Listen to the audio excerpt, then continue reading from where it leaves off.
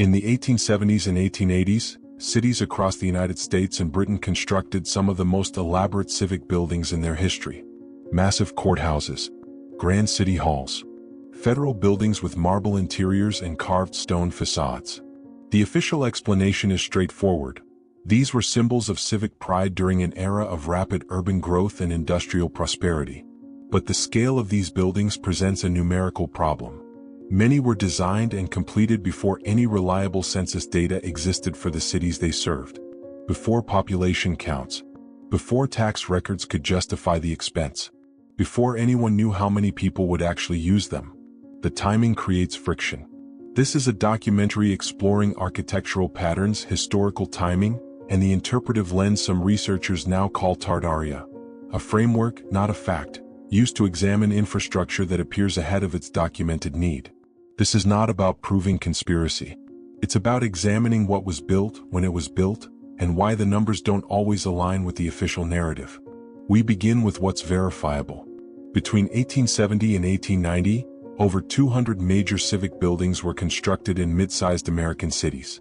Not regional capitals, not major ports, but towns with populations listed, at the time, between 5 and 15,000 people. The Philadelphia City Hall, begun in 1871, was designed to be the tallest building in the world. At the time construction started, Philadelphia's official population was 674,000. The building was designed with 642 rooms. By the time it was completed in 1901, the population had grown to 1.3 million. But the design, the scale, the room count, all finalized in 1871, anticipated that growth decades in advance. Without demographic modeling, without actuarial science, without urban planning departments. The same pattern appears in Britain. Manchester Town Hall, completed in 1877, was designed by Alfred Waterhouse for a city that, according to the 1871 census, had 351,000 residents. The building contains 365 rooms, ornate Gothic Revival interiors, and a great hall measuring 100 feet long. At the time of its design in 1868, Manchester had no centralized municipal record system, no accurate count of daily administrative needs. Yet the building was engineered for a bureaucratic load that wouldn't materialize for another 20 years. Leeds Town Hall, Birmingham Council House, Glasgow City Chambers, all constructed in the same two-decade window, all vastly larger than their documented administrative needs at the time. This wasn't unique to capitals or trade centers. Reading, Pennsylvania. Population in 1870, 33,930. The Berks County Courthouse, completed in 1877, was designed with 48 courtrooms and administrative offices spanning 4 floors. In 1870, Berks County had 6 active judges. The building could accommodate 30. The structure included a central dome, marble staircases, and granite foundations engineered to support future expansions that were never added, because the building was already larger than necessary. Scranton, Pennsylvania. Population in 1880, 45,850. The Lackawanna County Courthouse, completed in 1884, cost $1.2 million, equivalent to over $35 million today. It featured 52 rooms, 2 grand staircases, and a clock tower visible from 5 miles away. At the time, Scranton had 12 municipal employees. The building had dedicated office space for 75. The mismatch isn't explained by optimism. It's explained by scale. These weren't modest buildings expanded over time. They were completed structures, finished in their entirety, with no records of phased construction. No evidence of incremental additions.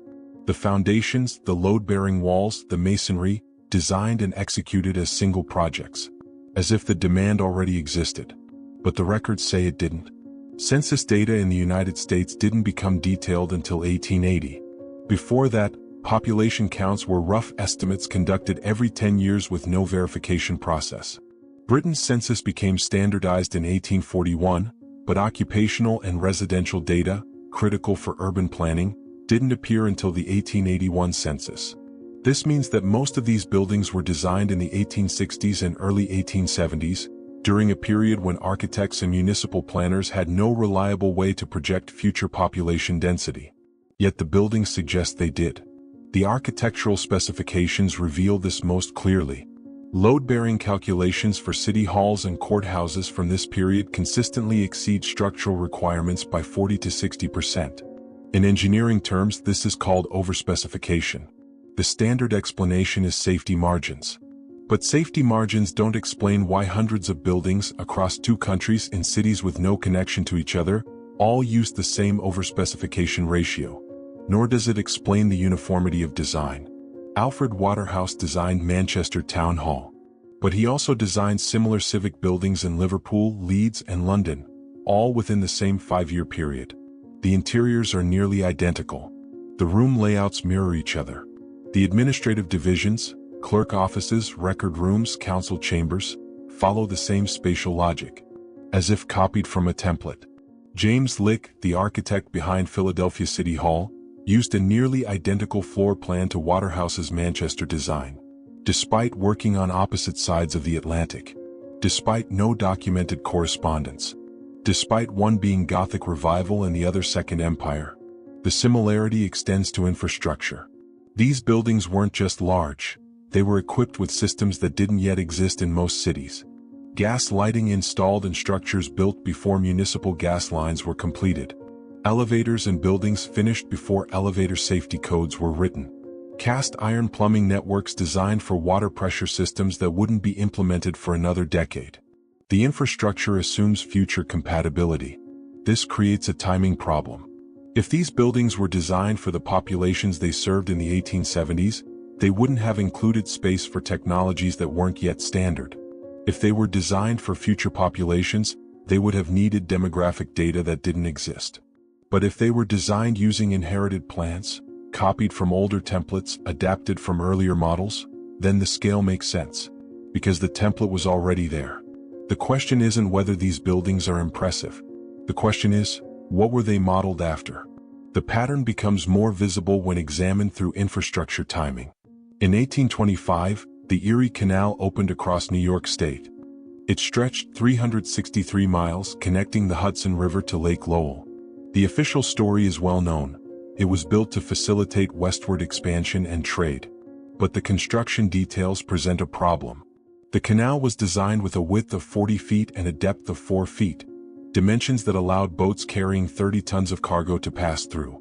At the time construction began in 1817, there were fewer than 200 registered commercial boats operating on New York's inland waterways. By 1825, when the canal opened, that number had grown to approximately 500 boats.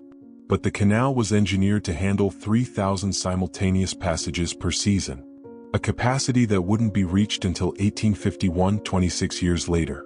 The canal didn't grow into its design. It was built for a demand that hadn't yet materialized. The same applies to Britain's railway infrastructure. Between 1830 and 1850, Britain constructed over 6,000 miles of railway track. The Liverpool and Manchester Railway, opened in 1830, was the world's first intercity passenger railway.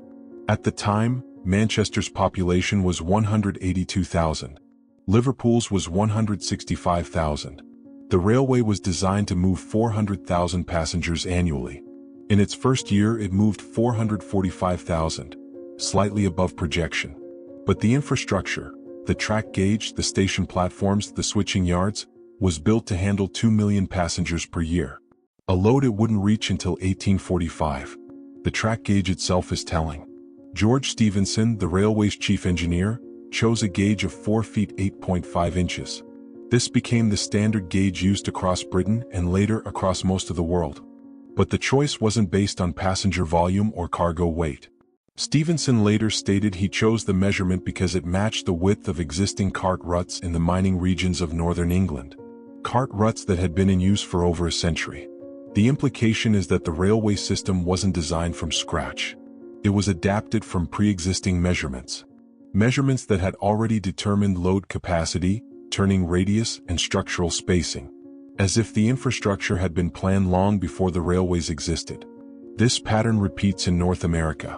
The Pennsylvania Railroad, chartered in 1846, was designed to connect Philadelphia and Pittsburgh, a distance of 354 miles. At the time, Pittsburgh's population was 21,000. The railroad was built with double-track capacity, allowing simultaneous east-west traffic. It included 17 tunnels, 23 viaducts, and 300 bridges. The total cost was $12 million, equivalent to over $400 million today. For a city of 21,000 people, the railroad's freight capacity was 5 million tons per year. In 1850, Pittsburgh's total industrial output was 600,000 tons. The railroad was operating at 12% capacity. It wouldn't reach full capacity until 1880, 30 years later. The infrastructure preceded the economy it was meant to serve. The same mismatch appears in grain storage. In the 1850s and 1860s, grain elevators began appearing across the American Midwest. These weren't small warehouses. They were massive vertical silos, some reaching 12 stories tall, constructed from timber frames and iron cladding. Chicago's first grain elevator, built in 1848, could store 40,000 bushels. By 1860, Chicago had 17 grain elevators with a combined capacity of 8 million bushels. But in 1860, Illinois farmers produced 3.5 million bushels of grain for export. The storage capacity was more than double the regional output. And the design of these elevators, vertical silos with gravity-fed chutes, mechanical bucket conveyors, and rail-integrated loading platforms, required engineering knowledge that didn't appear in standard construction manuals until the 1870s. The elevators were built using techniques that hadn't yet been formalized. Britain experienced a similar phenomenon with its urban water systems. London's sewer network, designed by Joseph Bazalgette and completed in 1865, was engineered to serve a population of 4 million people. In 1860, London's population was 2.8 million. The system included 1,100 miles of street sewers and 82 miles of main intercepting sewers, all built in less than 10 years. The scale of construction required 318 million bricks and over 880,000 cubic yards of concrete. But the network wasn't just large. It was administratively coordinated. The sewer system connected to every borough in London, required standardized pipe dimensions, and integrated with existing water mains, many of which had been installed decades earlier using the same specifications. As if the system had been planned in advance. As if the dimensions had been decided before the need existed. Manchester, Liverpool, and Birmingham all completed similar sewer networks within the same decade, using nearly identical engineering standards. The coordination suggests centralized planning. But no centralized planning authority existed. The Metropolitan Board of Works, which oversaw London's sewers, wasn't established until 1855, 10 years before the system was completed. Manchester's sewer network was designed by a local engineer named John Frederick La Trobe Bateman, who had no documented contact with Bazalgette. Yet both systems used the same oval-shaped brick tunnels, the same gradient calculations, and the same intercepting sewer logic. The designs match, but the designers don't. This raises a question. Were these systems designed independently using the same engineering principles, or were they adapted from older plans that had already solved these problems? The same question applies to civic architecture. The courthouses, city halls, and administrative buildings constructed in the 1870s and 1880s weren't experimental designs. They followed consistent spatial logic: central rotunda, symmetrical wings, courtrooms on upper floors, administrative offices on the ground level. This layout appears in hundreds of buildings across the US and UK, built by different architects in different cities with no documented exchange of plans. Yet the buildings are functionally identical. Whether this reflects inheritance or convergence is interpretive. But the timing, infrastructure built before demand, systems designed before population data, buildings completed before administrative need, creates a recognizable pattern. A pattern that some researchers now examine through the lens of Tartaria. Not as a lost empire, but as a label for inherited infrastructure. Systems that were adapted, copied, and rebuilt using older templates whose original purpose had been forgotten. The evidence doesn't prove this interpretation, but it makes the question unavoidable. The term Tartaria originally referred to a vast region of Central Asia depicted on European maps from the 15th to the 19th centuries. It wasn't a single empire. It was a geographic label, applied loosely to the steppes, the Silk Road territories, and the lands beyond the Ottoman and Russian spheres. By the 1850s, the term had fallen out of use, replaced by more specific designations as cartography improved. In recent years, the term has been reinterpreted. not as a place but as a framework, a lens through which some researchers examine architectural and infrastructure patterns that appear misaligned with their documented origins. The modern use of Tartaria isn't about claiming a hidden civilization. It's about questioning whether certain systems, civic buildings, railways, canals, sewer networks, were designed from scratch or adapted from older templates. 3 interpretations have emerged. The first is conventional. These systems were products of 19th century industrialization, designed with optimism and over-engineered as a hedge against future growth. The scale mismatches are explained by ambition. The timing issues are explained by incomplete records. The architectural similarities are explained by shared professional networks and common engineering manuals. This interpretation is supported by documented trade journals, engineering societies, and correspondence between architects. It assumes the systems were built in the time frame the records suggest. The second interpretation is adaptive. The infrastructure wasn't invented in the 19th century, but inherited from earlier systems that had been damaged, neglected, or partially erased by climatic or social disruption. The 1816 year without a summer serves as a pivot point, a period of global crop failure, mass migration, and institutional collapse that may have severed continuity with earlier administrative and construction knowledge. Under this model, the 1870s building boom wasn't creation. It was reconstruction. Engineers and architects weren't designing from theory, they were restoring and adapting systems whose original purpose had been lost.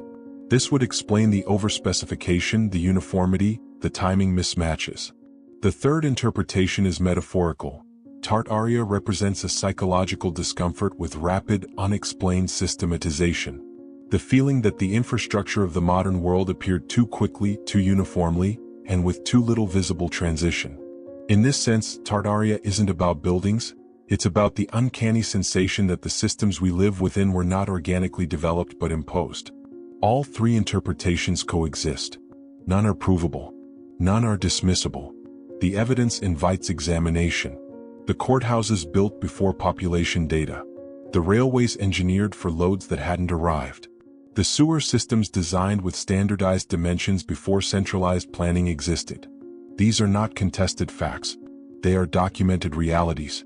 What remains contested is the interpretation. Returning to 1816 provides context. The eruption of Mount Tambora in 1815 triggered a volcanic winter that lasted 18 months. Crop failures across Europe and North America led to famine, migration, and institutional breakdown. Administrative records from this period are fragmented. Census data becomes unreliable. Construction records go silent. When building resumes in the 1830s and accelerates in the 1870s, it does so with startling coordination. Whether this coordination reflects recovery or inheritance is the question Tartaria, as a modern framework, attempts to address. It's not about proving a lost empire. It's about recognizing that infrastructure doesn't emerge from nothing. It requires templates, measurements, and institutional memory. And when that memory is broken, what remains are the systems themselves, functioning, overscaled, and inexplicably uniform. The buildings are still there. The canals still flow. The railways still run. And the question remains, were they designed for us or were we the ones who inherited them? The evidence doesn't answer. It only asks,